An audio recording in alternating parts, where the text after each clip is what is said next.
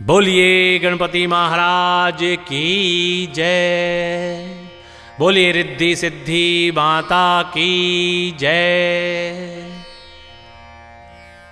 प्रिय भक्तों नमस्कार। भक्तों, गणपति महाराज रिद्धि सिद्धि के प्रदाता है, धन धान्य संपदा को देने वाले हैं, सभी प्रकार के कष्टों का निवारण करने वाले हैं, विघ्न हरता हैं। ऐसे देवों के देव महादेव के पुत्र प्रथम पूज्य भगवान श्री गणेश का अभिनंदन, उनका मंत्रोच्चारण करना, उसको सुनना सदैव ही कल्याणकारी होता है। और यदि हमारे द्वारा शास्त्रों में से निकाल कर लाए गए इस मंत्र का श्रवण आप करते हैं तो निश्चित जान लीजिए कि आपके घर में रिद्धि और सिद्धि, धन संपदा की भरमार होगी। आपके सभी प्रकार के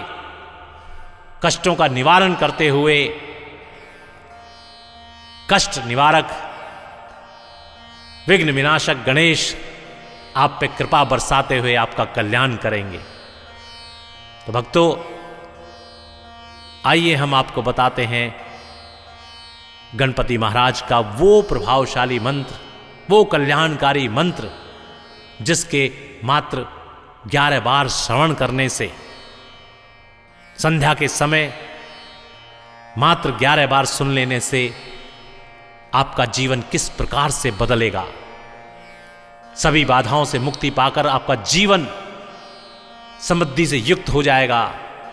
प्राण प्रतिष्ठा आपको प्राप्त होगी, चारों दिशाओं में आपका डंका बजेगा। तो आइए ये सिद्ध मंत्र आपको सुनाते हैं गणपति महाराज का। दम दम दम दंतमेकम दाधिमोनि मुख काम धेन्वानि सेव्ययम्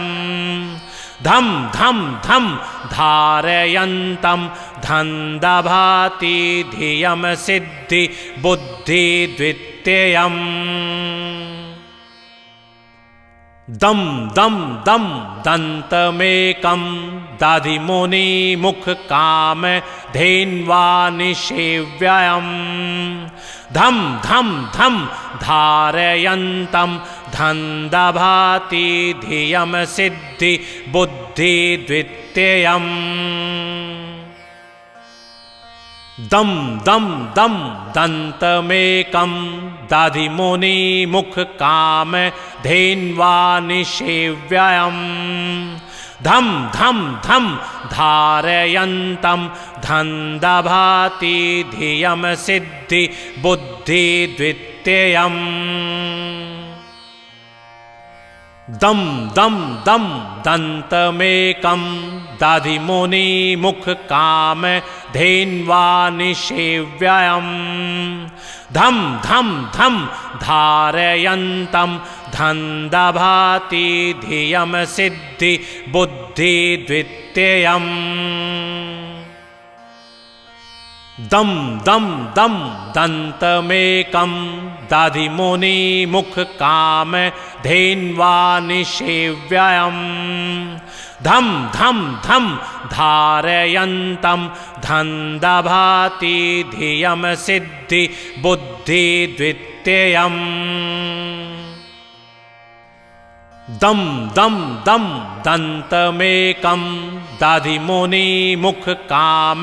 धेन्वानि सेव्ययम् धम धम धम धारयन्तं धन्दभाति धियम सिद्धि बुद्धि द्वितीयम्।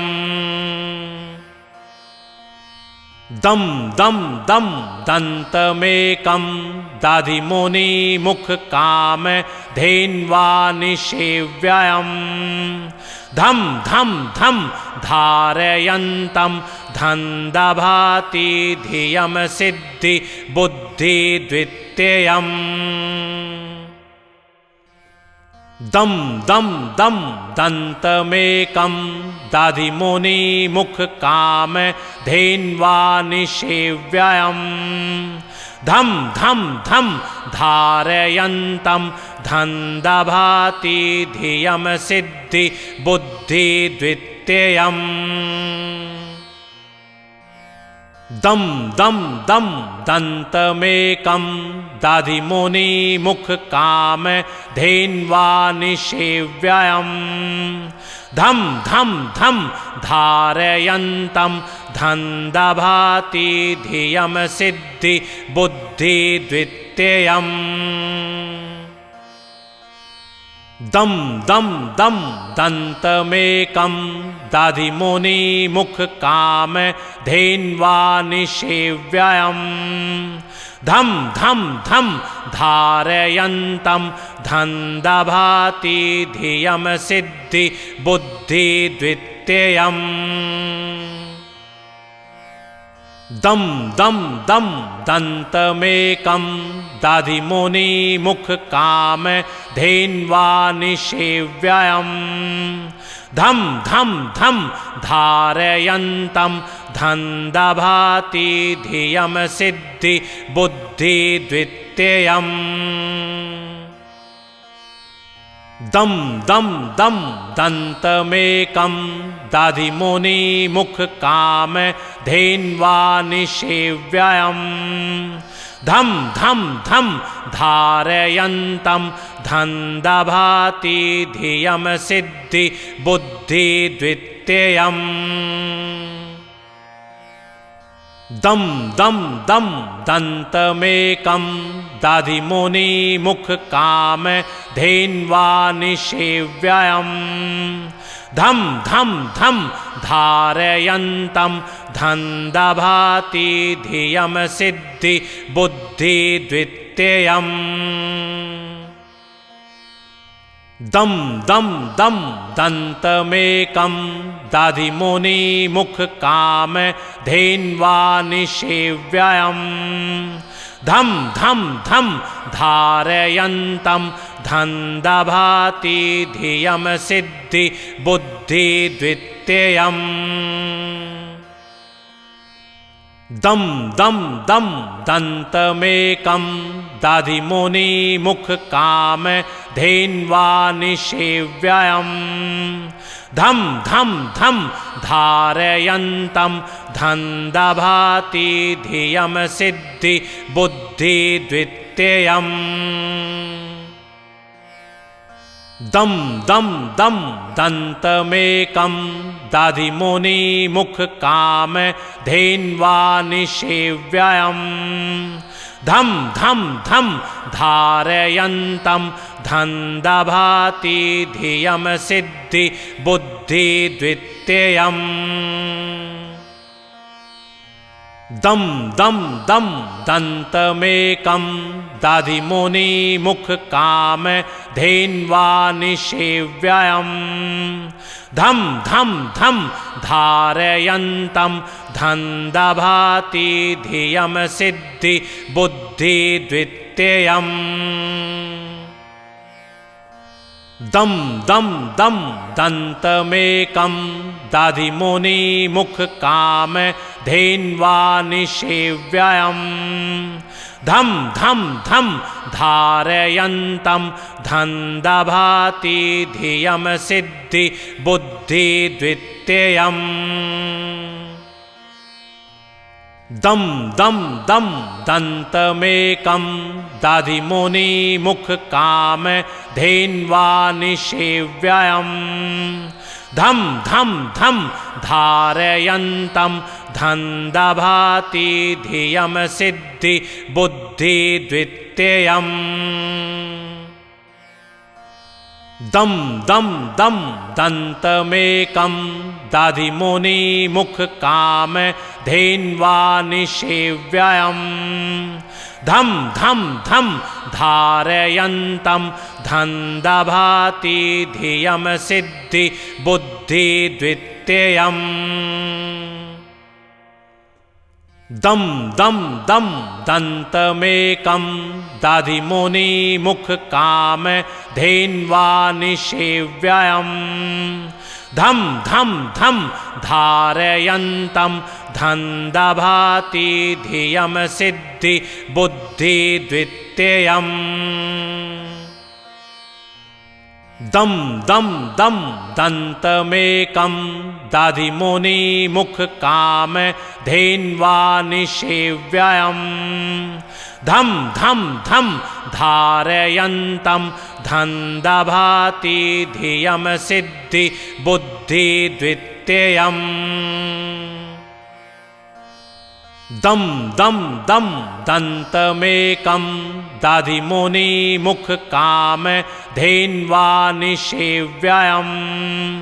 धम धम धम धारयन्तं धन्दभाति धियं सिद्धि बुद्धि द्वितीयम् दम दम दम दन्तमेकं दधिमुनिमुखकाम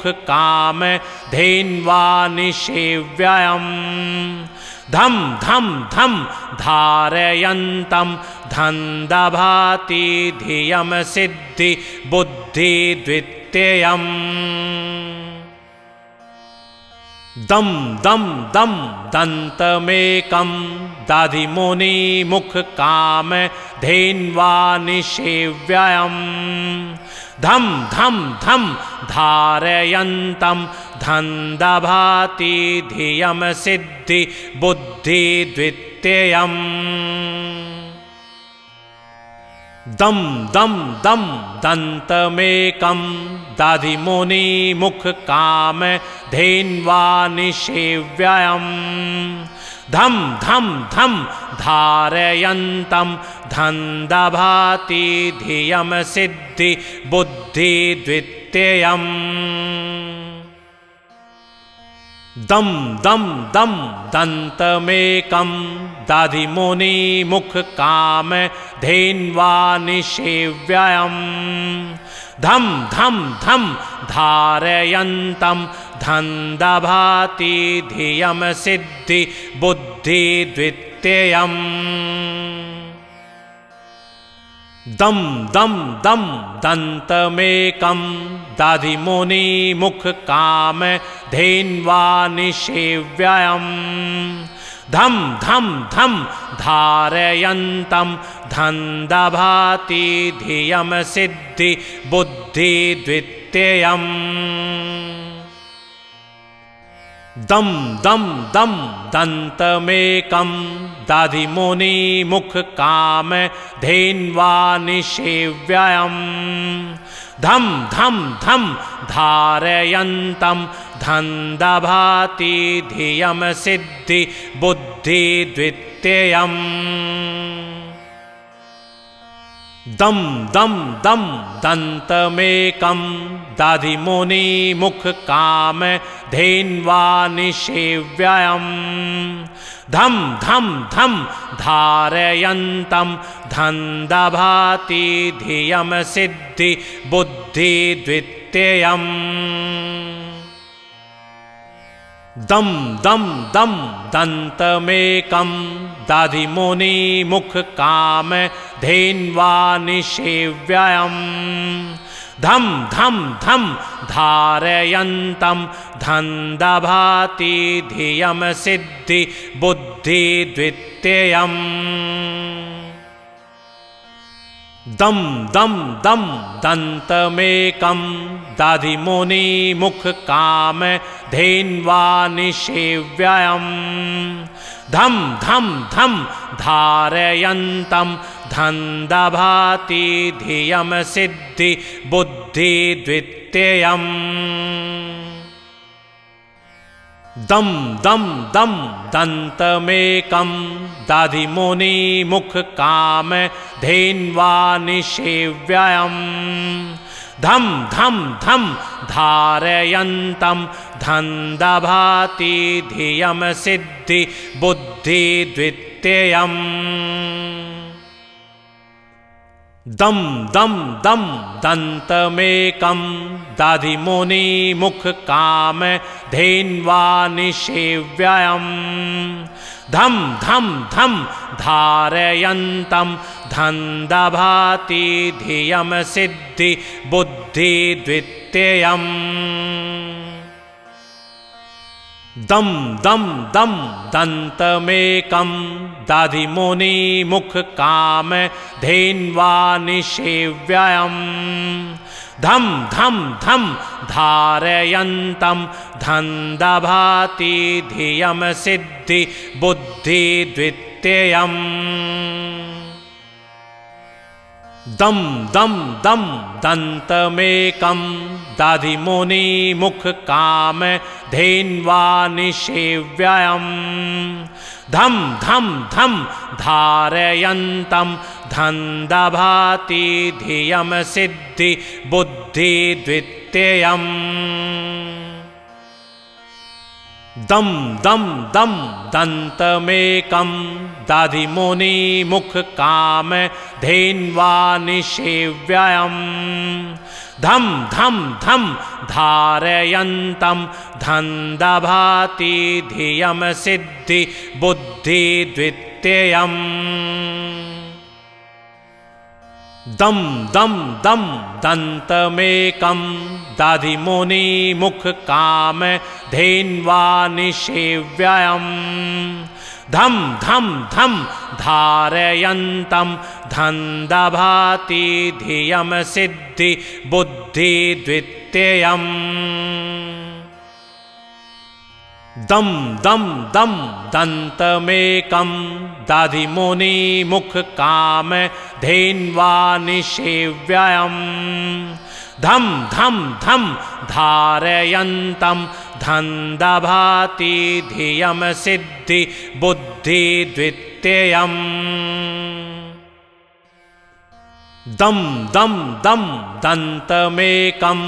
दधिमुनिमुखकाम धेन्वानिषेव्ययम् धम धम धम धारयन्तं धन्दभाति धियं सिद्धि बुद्धि द्वितीयम् दम दम दम दन्तमेकं दधिमुनिमुखकाम धेन्वानिषेव्ययम् धम धम धम धारयन्तं धन्दभाति धियं सिद्धि बुद्धि द्वितीयम् दम दम दम दन्तमेकं दधिमुनिमुखकाम धेन्वानिषेव्ययम् धम धम धम धारयन्तं धन्दभाति धियं सिद्धि बुद्धि द्वितीयम् दम दम दम दन्तमेकं दधिमुनिमुखकाम धेन्वानिषेव्ययम् धम धम धम धारयन्तं धन्दभाति धियं सिद्धि बुद्धि द्वितीयम् दम दम दम दन्तमेकं दधिमुनिमुखकाम धेन्वानिषेव्ययम् धम धम धम धारयन्तं धन्दभाति धियं सिद्धि बुद्धि द्वितीयम् दम दम दम दन्तमेकं दधिमुनिमुखकाम धेन्वानिषेव्ययम् धम धम धम धारयन्तं धन्दभाति धियं सिद्धि बुद्धि द्वितीयम् दम दम दम दन्तमेकं दधिमुनिमुखकाम धेन्वानिषेव्ययम् धम धम धम धारयन्तं धन्दभाति धियं सिद्धि बुद्धि द्वितीयम् दम दम दम दन्तमेकं दधिमुनिमुखकाम धेन्वा निषेव्ययम् धम धम धम धारयन्तं धन्दभाति धियम सिद्धि बुद्धि द्वितीयम् दम दम दम दन्तमेकं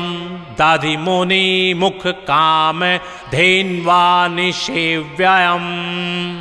धम धम धम धारयन्तं धन्दभाति धियम सिद्धि बुद्धि द्वितीयम् दम दम दम दन्तमेकं दधिमुनि मुख काम धेन्वा निषेव्ययम् धम धम धम धारयन्तं धन्दभाति धियम सिद्धि बुद्धि द्वितीयम् दम दम दम दन्तमेकं दधिमुनि मुख काम धेन्वा निषेव्ययम् धम धम धम धारयन्तं धन्दभाति धियम सिद्धि बुद्धि द्वितीयम् दम दम दम दन्तमेकं दधिमुनि मुख काम धेन्वा निषेव्ययम् धम धम धम धारयन्तं धन्दभाति धियम सिद्धि बुद्धि द्वितीयम् दम दम दम दन्तमेकं दधिमुनि मुख काम धेन्वा निषेव्ययम् धम धम धम धारयन्तं धन्दभाति धियम सिद्धि बुद्धि द्वितीयम् दम दम दम दन्तमेकं दधिमुनि मुख काम धेन्वा निषेव्ययम् धम धम धम धारयन्तं धन्दभाति धियम सिद्धि बुद्धि द्वितीयम् दम दम दम दन्तमेकं दधिमुनि मुख काम धेन्वा निषेव्ययम् धम धम धम धारयन्तं धन्दभाति धियम सिद्धि बुद्धि द्वितीयम् दम दम दम दन्तमेकं दधिमुनि मुख काम धेन्वा निषेव्ययम् धम धम धम धारयन्तं धन्दभाति धियम सिद्धि बुद्धि द्वितीयम् दम दम दम दन्तमेकं दधिमुनि मुख काम धेन्वा निषेव्ययम् धम धम धम धारयन्तं धन्दभाति धियम सिद्धि बुद्धि द्वितीयम् दम दम दम दन्तमेकं दधिमुनि मुख काम धेन्वा निषेव्ययम् धम धम धम धारयन्तं धन्दभाति धियम सिद्धि बुद्धि द्वितीयम् दम दम दम दन्तमेकं दधिमुनि मुख काम धेन्वा निषेव्ययम् धम धम धम धारयन्तं धन्दभाति धियम सिद्धि बुद्धि द्वितीयम् दम दम दम दन्तमेकं दधिमुनि मुख काम धेन्वा निषेव्ययम् धम धम धम धारयन्तं धन्दभाति धियम सिद्धि बुद्धि द्वितीयम् दम दम दम दन्तमेकं दधिमुनि मुख काम धेन्वा निषेव्ययम् धम धम धम धारयन्तं धन्दभाति धियं सिद्धि बुद्धि द्वितीयम् दम दम दम दन्तमेकं